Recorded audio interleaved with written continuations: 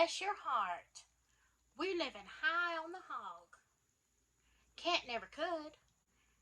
Have you ever wondered where some of these crazy deep south sayings came from? Well, so did I.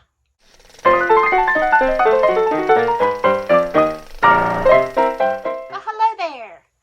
If you are new to my channel, I'm Lily, and this is Avalon Cottage. And that's the last little bit of corona leaving my body. Yes, I will go ahead and tell you, yes, I have bedhead. And yes, this is my nightgown. However, I have to kind of video when I can. For those of you who have been following me, you know I started a new job and it's going quite well. But I'm kind of just throwing these videos in there while I can. Do you see this behind me with the little white tassel? That is my new weapon. That is a sword I bought about a month ago. So yeah, I don't usually keep it on the bed, but I'm kind of obsessed with weapons. I'll just be honest with you. I don't know what's wrong with me.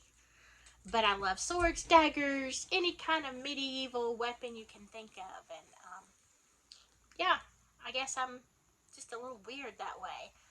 But I haven't gotten around to hanging that on my wall. So I will do that hopefully soon.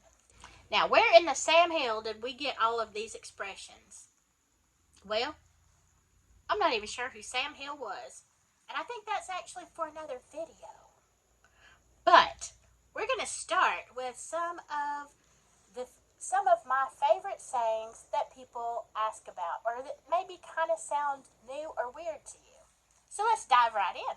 Okay, when we say somebody is living high on the hog, now it seems like I've heard that in a lot of different places, so I'm not sure that that is strictly a Southern thing, but for us down here, it originated in the 1800s when, after the Civil War, let's just be honest, things weren't so good down here. The economy was crap, and yeah. So most of your people, again, were rural. They were poor, and so the cuts of a hog that the poorer people would eat would be like the feet and the hocks and things like that on the lower part of the hog. So the higher parts, like the nice rump hams, that kind of sounds gross. It makes me kind of sound like a cannibal. But I'm just going to tell you, I love me some bacon. But anyway, the higher parts of the hog were the premium cuts, and that was for the rich folk. So to be living high on the hog meant that somebody was doing very well financially and could afford those kind of things. They were the upper crust. Here's another one of my favorites, preaching to the choir. That really means whatever you said just fell on deaf ears. It didn't mean anything because hypothetically, I'm not sure this is true, but hypothetically, the people in the choir were already the saints of the church, right? So they already were doing the right things. So it was just a waste of breath, basically. So if you're trying to tell someone how to better themselves and they clearly don't want to, you are just preaching to the choir because nobody else is listening, or they're the only people listening, and it doesn't matter. You kind of see where that comes from. That actually dates back only to 1973, so maybe everybody was better back then, before then, I don't know. All right, here's another one from the 1800s. That dog won't hunt. That means that idea is crap. It's not good. It's not going to work. Of course, back in the day, the hunting dogs were important for various reasons. Law enforcement used them, also for, getting game. So if you had a dog that wouldn't hunt, it was completely useless. So if I'm telling somebody a great idea and they just look at you and they say, that dog won't hunt, it means it ain't gonna work. Just give up. It ain't gonna happen. Here are two of my favorites. I've used this my whole life. One dates from the 1700s, and this is for someone to have a conniption. Now, what a conniption means is that somebody threw a fit. Somebody was angry and they were just letting it all spill out. The best I could find for conniption, whatever that is that it was actually a 1700s term of corruption. Somebody had corrupted speech. It means they were angry and not talking so nice. So they just had a conniption. It would go something like, and I told him if he didn't get that room clean, he wasn't going nowhere. Well, he just had a conniption. Means he threw a fit. All right, the other thing that we throw around here in the South is a hissy fit. And hissy goes back to the 1930s. Now, understand when somebody's really mad and they're like, she said, blah, blah, blah. Okay. You hear that hissing sound that came out? When you're mad, you kind of spit a little bit. Well, that is throwing a hissy fit. Or we sometimes say just threw a hissy. Well, her husband didn't come in till after midnight, and when he got home, she threw a hissy. Or a hissy fit. That's pretty bad if you're throwing a hissy. You're really angry. I think we throw a lot of hissies down here, especially in traffic. All right, here's another one I love. This goes back also to the 1800s. It's called fair to middling.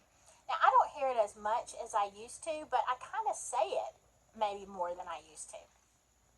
And this was based on farmers' grade of vegetables. You had really good, fair, ordinary, and poor. So that was how, when you went to the farmer's market or somebody was going to purchase your produce, they'd say, well, it's just fair, it's ordinary, oh, it's good. Okay, so when somebody, now we use it to, when somebody says, hey, how are you today? And you feel okay, but not like you're not like super great, or you're just making conversation, you reply, oh, fair to middling. So that means that you're pretty good. So yeah, I have said that for a long time and not really known that it was based on, a crop or a harvest. So there you go. I learned something too. Now here's one I hear a lot. Can't, never, could. And what that means is if you're talking to somebody and you're like, well, I don't think I can do that. Well, somebody will reply with can't, never, could. That means if you don't try, you'll never do it. You'll never know. Because can't, never, could. Okay, one more thing that I'm going to do in part one of this video is we're going to talk about somebody's mental state. Now understand, in the South, we don't like to be rude. That doesn't mean we can't be mean. It just means we're not rude about it. So if you want to say that somebody is not, mentally all there today or whatever, or maybe they're just not top notch in their understanding, you may say something like, well, her biscuit sure didn't rise today. Meaning somebody is just not with it. Like they're just having a day. They're just having a spell. They ain't getting it. Or if somebody is habitually making bad decisions, you may say something like, well, that boy, he's made so many bad decisions in his life, I reckon his cornbread just ain't done in the middle. So you see how we do that? We can let you know that somebody is not the brightest bulb in the pack without being mean about it. It is actually pretty mean, but we say it in a nice way, so we get by with that, because that's how we do it down here in the South. Anyway, I hope you enjoyed this video, and come back next week. I'm going to do a part 2, and we will delve into the whole bless your heart issue. If you ever wanted to know what that meant, it means practically anything. It's something that we say, and we'll talk about why we say it and how it applies next time. I hope you have a great week, and I will see you later.